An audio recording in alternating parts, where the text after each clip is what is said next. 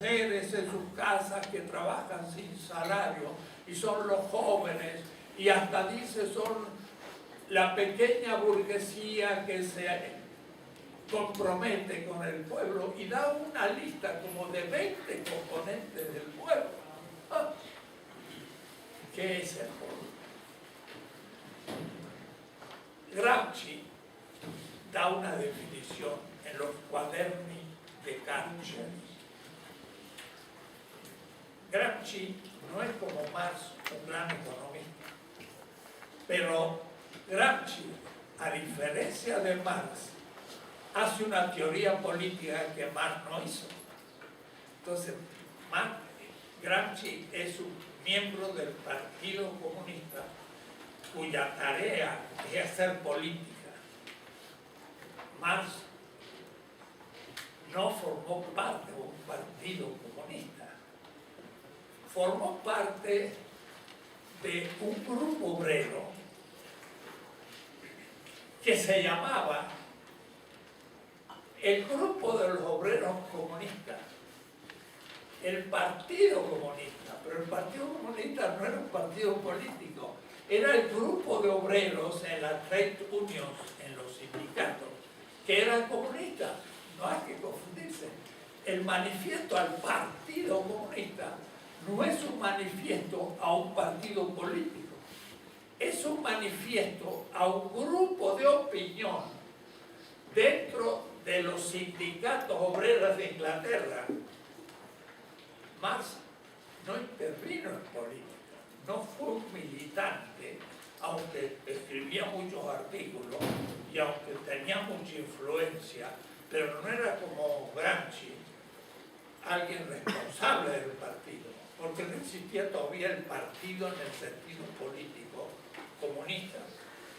Entonces, Gramsci va a decir, el pueblo es el bloque social de los oprimidos.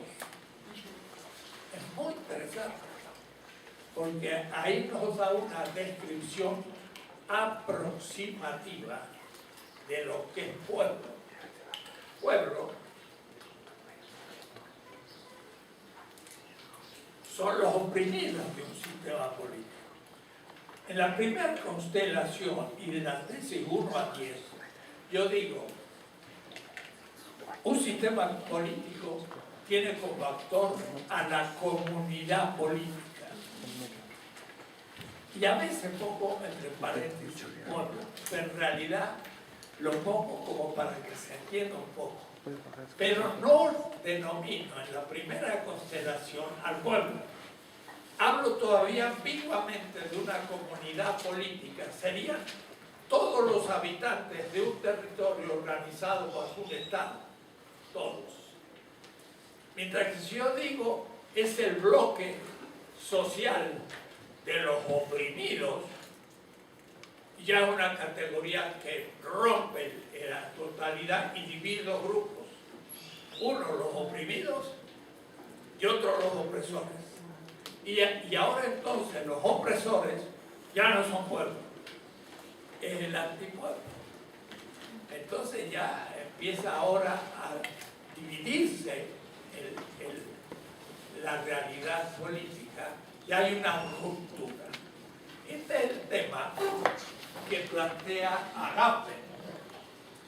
Agamben justamente habla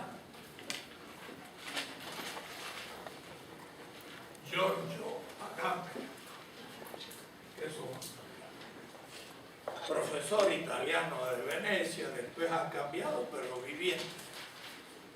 Debo decir que hablando de vivientes, está en México Bembe, del que ella ha hablado, Bembe.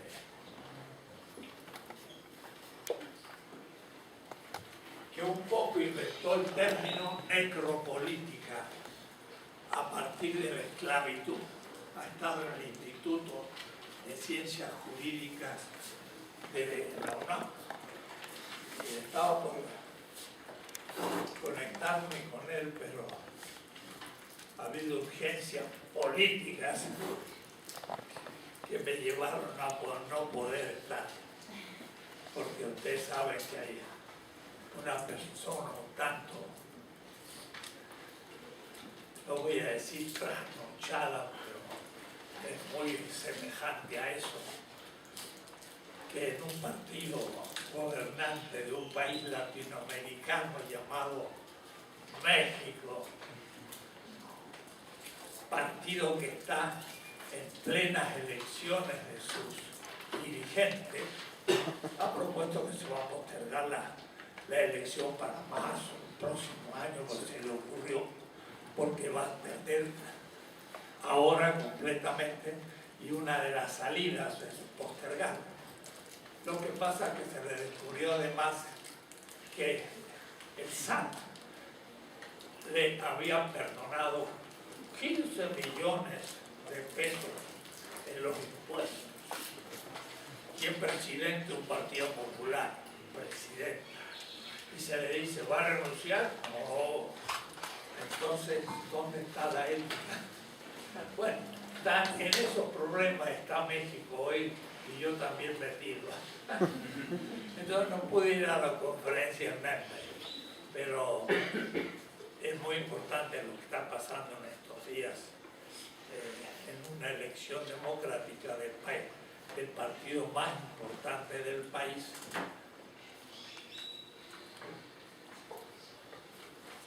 Pueblo, entonces. Pueblo es no la comunidad política, sino un bloque de los oprimidos.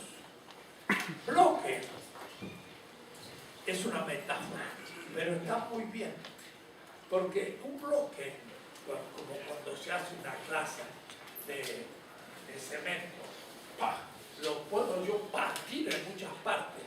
El ladrillo es más resistente y si es una piedra es más resistente. El bloque no se puede romper. El bloque es eventual. Se puede producir un bloque y mañana desarmar el bloque. Por ejemplo, la emancipación mexicana, la libertad, 1808, 1821,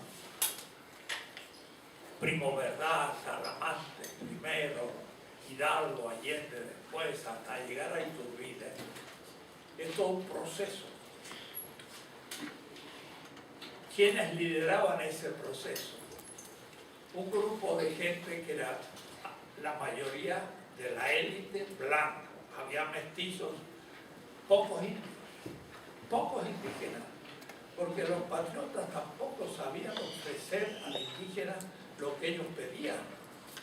Y tampoco lo van a mucho ofrecer después. Quizás en los diálogos de San Andrés, por primera vez hubo un diálogo un poco beneficioso para los indígenas, y no se ha vuelto sobre el tema.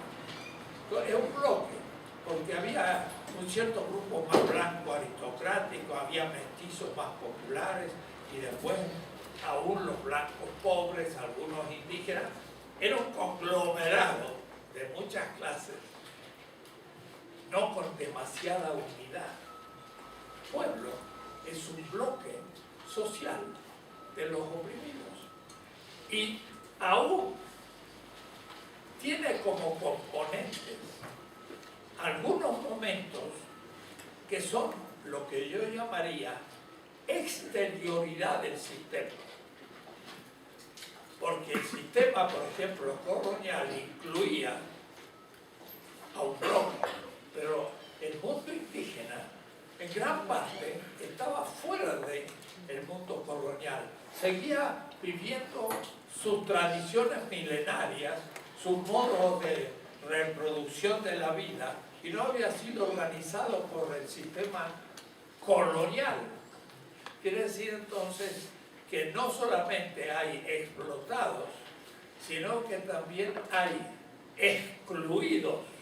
Entonces, pueblo ya empieza a ser algo muy complejo, porque dentro del sistema son los oprimidos, pero pueden ser también miembros de otras experiencias culturales que ni siquiera son parte del sistema. Y por eso es que cuando irrumpen irónicamente, no solamente piden por participar en el sistema, sino que exigen la existencia de un nuevo sistema donde sus experiencias que no habían sido incluidas en el sistema se desarrollan plenamente en el futuro. Miren, se complica el concepto de pueblo, porque la clase obrera solo se constituye desde una sociedad capitalista. Fuera del capitalismo no hay clase obrera. Quiere decir que a lo que más puede tener la clase obrera son 5 siglos de existencia. Pero antes de la modernidad y del capitalismo no había clase obrera, pero había una clase feudal en Europa, pero había entre los indígenas una organización social, económica, cultural, que va a ser absorbida por el colonialismo, pero le van a dejar la lengua, le van a dejar usos y costumbres, y no lo van a incluir en el sistema, sino lo van a despreciar en su exterioridad. Y ahora de pronto, cuando un indígena se afirma en aquello que el sistema no incluyó porque despreció, el sistema ve que surge algo de la nada del sistema, porque surge de otra tradición cultural, económica y política, hasta de una arquitectura distinta, un arte distinto, una lengua distinta, etc. Pero esos pueblos, puede decir que podríamos hoy decir que el pueblo mexicano habla 60 lenguas, especialmente el castizo, el castellano, que fue impuesto desde la colonia.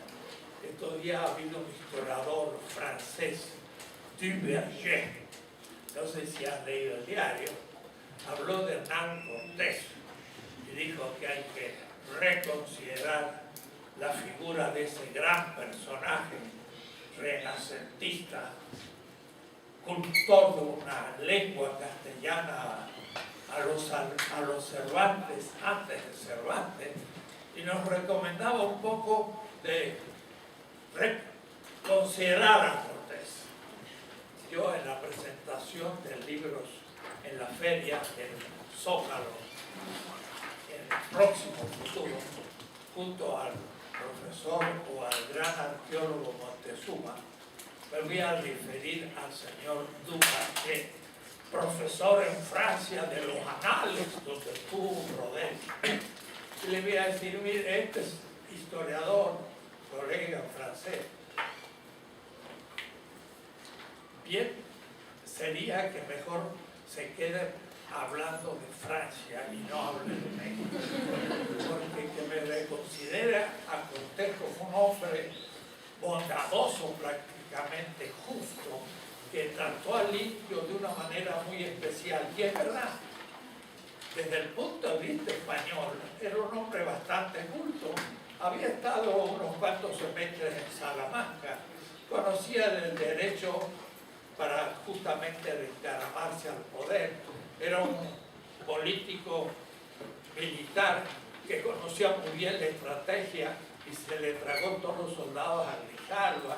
Y, en fin, si yo hago la biografía abstracta de Cortés, es una persona interesante. Pero si yo hago una consideración geopolítica mundial, fue México el primer imperio que Europa conquistó en el extranjero y el primer europeo que construyó una colonia fuera de España fue Hernán Cortés, y por lo tanto fue un genocida, por más virtudes tuviera. Y entre nosotros, en nuestra facultad, ¿se acuerdan cuando se discutió el tema del sentido de la conquista? Una colega dijo, no, pues si la conquista prácticamente no existió, fue una lucha interna entre los indígenas. Eran como 5.000 tlaxcaltecas y otros tantos aztecas, lucharon entre los indígenas. Y fue eso, una lucha civil interna. Se olvidó que los españoles organizaron todo, constituyeron a Nueva España como colonia, robaron todo el oro y la plata y los sojuzgaron durante 3 siglos. Y son profesores nuestros en la facultad. Digo esto para darse cuenta hasta qué punto la alienación llega a los estratos superiores de la sociedad colonial, que seguimos siendo, y no hemos pensado en el tema de la descolonización. Pueblo es entonces un actor, no le voy a llamar a sujeto, un actor colectivo que nace desde abajo, desde los oprimidos del bloque histórico, contra lo que Gramsci llama el bloque histórico en el poder. Porque de pronto la comunidad política se exige, se divide. Y entonces ahora hay antipueblo y pueblo. Y entonces están los dominadores. Es los blancos y algunos mestizos que dominan a... Piensen que en 1600 había un 4% de blancos y el 90 y tanto eran indígenas. Y en el fin del 1700 todavía el 80% era indígenas y el número se fue disminuyendo y se fue haciendo mestizo y se fue incluyendo violentamente en la sociedad como clases dominadas. Entonces, en la política que yo explico, que llamo política de la liberación, el actor colectivo que va a construir la segunda y tercera etapa es el pueblo y no el ciudadano individual abstracto del liberalismo.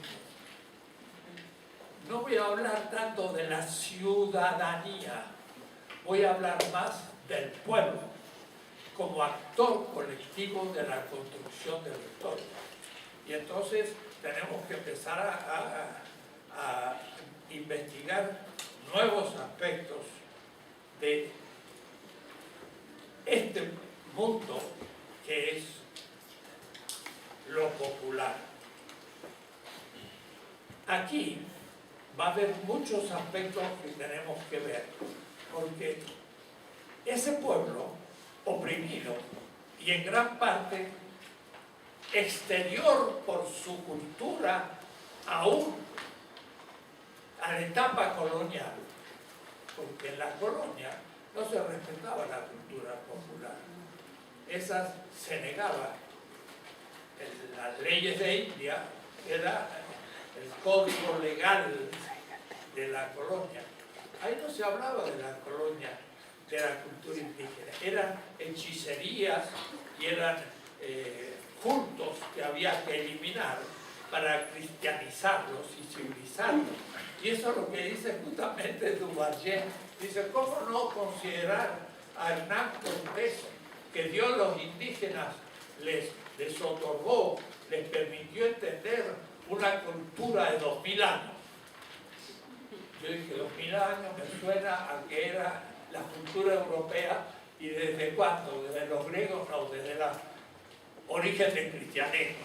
Entonces les dio a los indígenas esa cultura, que era lo que pensaba Ginés de Sepúlveda.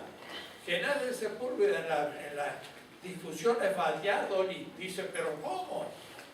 Los españoles,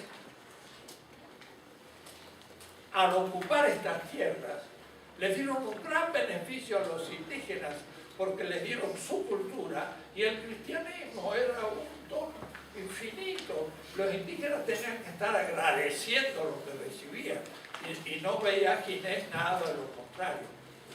Hay que leer entonces a Bartolomé Las Casas.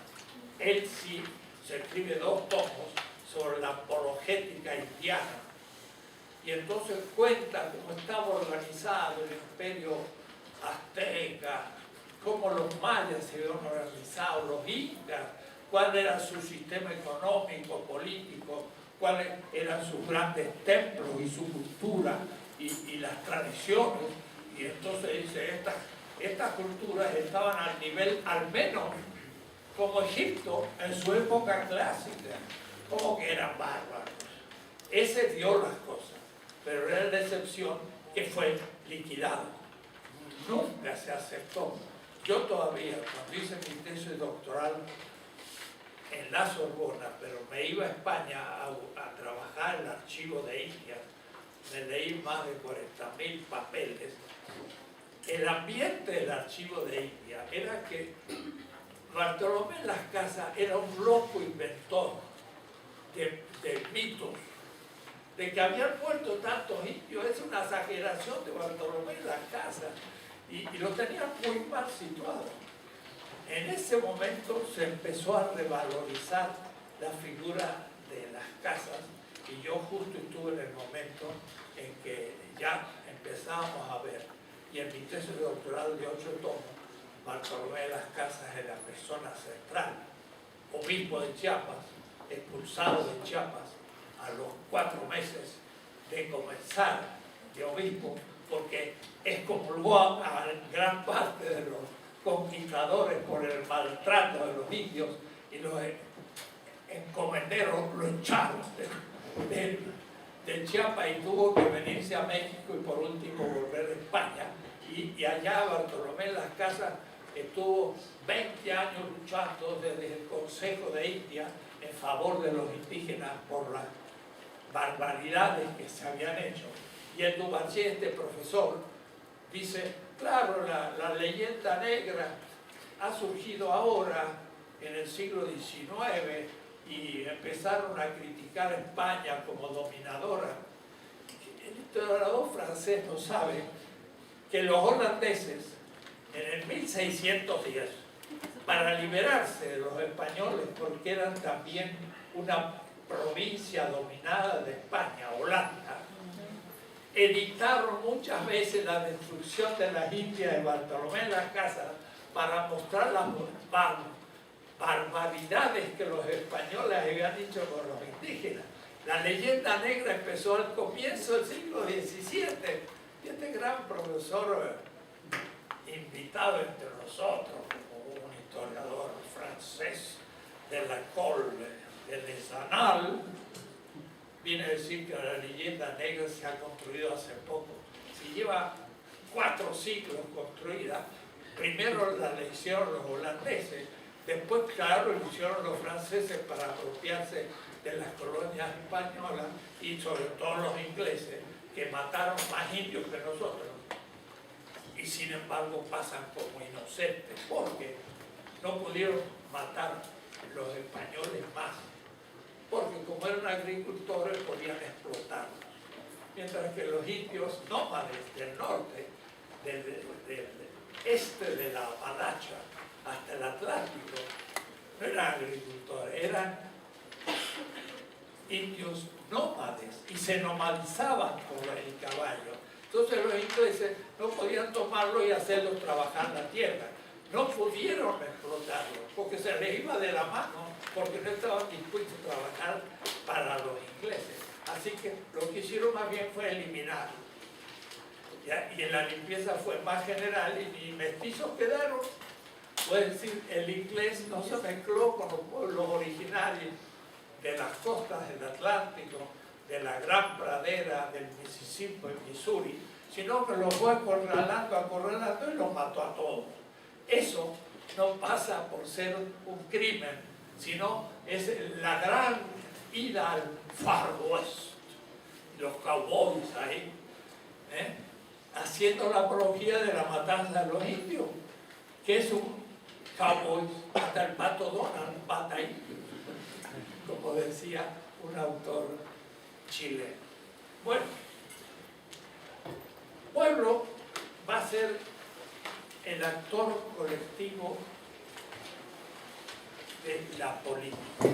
Ese pueblo se levanta contra el sistema dado y no puede menos que deconstruirlo, y digo yo, para usar una palabra adulcorada por Derrida, deconstrucción.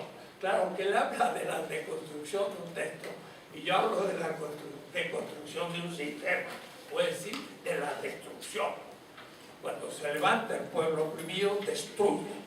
Y por eso entonces Hidalgo se levanta contra Nueva España y destruye las organizaciones, echen a los virreyes y surge un nuevo sistema. Sería la tercera constelación,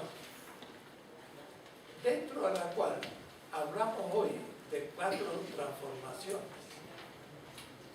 que son las del 10, 1810, hidalguense le llamaría yo, la de los años 50 del siglo XIX, que sería la juareciana, la revolucionaria del 810, que sería de la Revolución Mexicana, y la actual desde el 1 de julio. Pero son 4 transformaciones del proceso de la tercera constelación.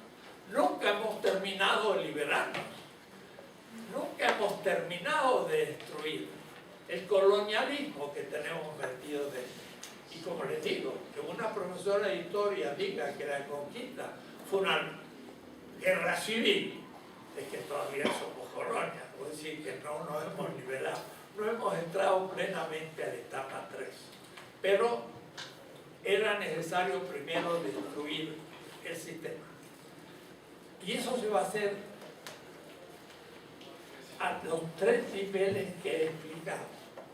Va a haber una destrucción material del sistema, sobre todo económica y cultural.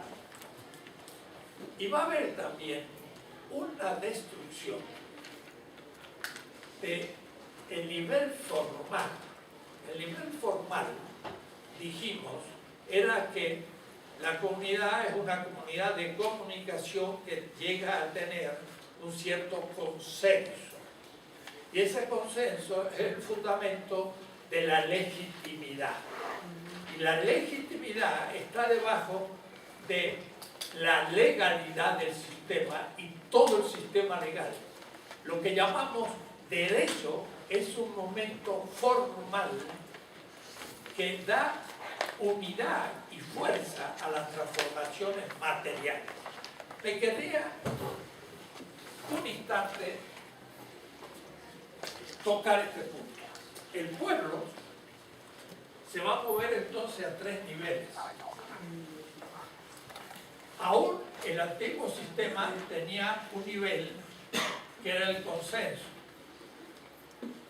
Teníamos consenso que el rey de España era el rey nuestro, había consenso en las élites